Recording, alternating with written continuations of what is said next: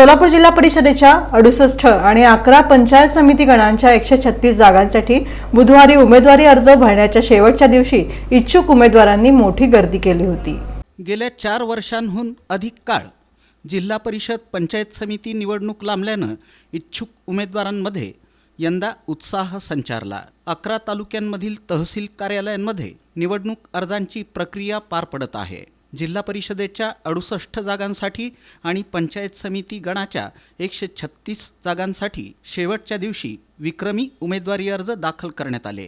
तहसील कार्यालयाच्या आवारात इच्छुक उमेदवारांचे अर्ज घेण्यासाठी सायंकाळी उशिरापर्यंत प्रक्रिया सुरू होती। दरम्यान जिल्ह्यात भाजप स्वबळावर निवडणूक लढवत आहे, तर दुसरीकडे शिंदे शिवसेना, अजित पवार राष्ट्रवादी आणि शरद पवार राष्ट्रवादी तसंच काँग्रेस या पक्षांनी काही ठिकाणी आघाडी तर काही ठिकाणी समोरासमोर निवडणूक लढवण्याचा निर्णय घेतला आहे।